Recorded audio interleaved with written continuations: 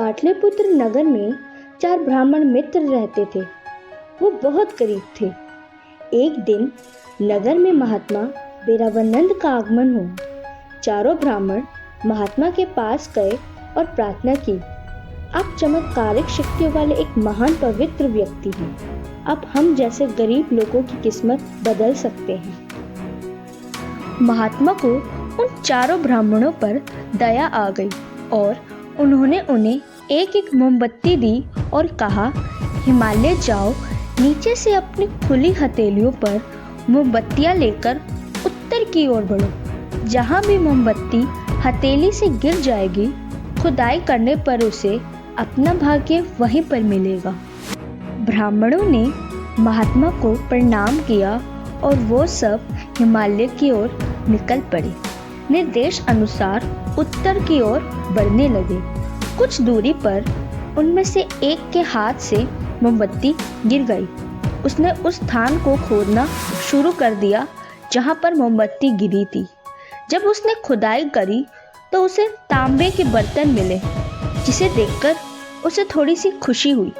उसने अपने दोस्तों को कहा, जो मेरे भाग्य में लिखा था वो मुझे मिल गया, आप आगे बढ़ सकते हैं। उसने वहां मौजूद सारा तांबा निकाल लिया।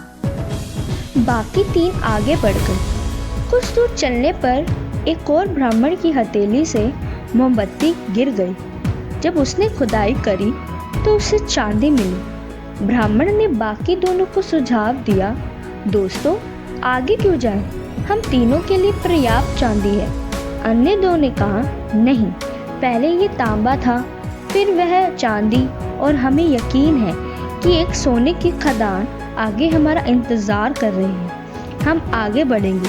यदि आप चाहें तो वापस लौट सकते हैं। दूसरे ब्राह्मण ने वहां मौजूद सारी चांदी निकाल ली। तभी दोनों ब्राह्मणों में से एक की हथेली से तीसरी मोमबत्ती भी गिर गई। जैसे कि उम्मीद थी, उन्हें वहां सोना मिला। तीसरे ब्राह्मण ने चौथे ब्राह्मण को कहा, मित्र, हमें ढेर सारा सोना लेकर लौटना चाहिए जो हम ले जा सके। तो चौथे ब्राह्मण ने बोला, नहीं नहीं, पहले तांबा, फिर चांदी, फिर सोना, और अगली खदान हीरे की होगी। आप चाहे तो सोना लेकर वापस जा सकते हैं।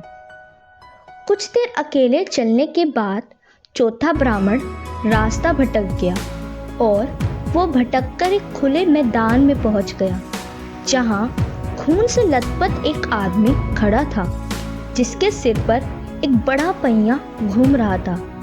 जब सतपथ ब्राह्मण ने कुछ कहने के लिए अपना मुंह खोला तो पहिया उड़ गया और उसकी धुरी ब्राह्मण के सिर में घुस गई और घूमने लगी। ब्राह्मण ने चौंक कर पूछा, ये क्या है? ये तुम्हारे दिमाग से मेरे दिमाग में कैसे आ गया?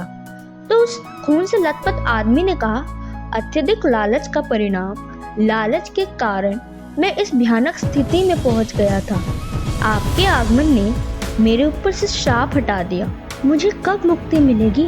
ब्राह्मण ने उदास होकर पूछा। तब उस आदमी ने बोला, जब तुमसे भी अधिक लालची कोई तुम्हें इस श्राप से मुक्त कराने के लिए यहाँ आएगा, तब तुम्हें इस श्राप से मुक्ति मिलेगी, जैसे कि मुझे मिली है। और यह कहकर वो आदमी वहाँ से चला गया और उस ब्राह्मण के सिर पर वो पहिया तब तक फंसा रहा जब तक उससे भी बड़ा कोई लालची उसके पास नहीं गया और उसको श्राप से मुक्त नहीं करा।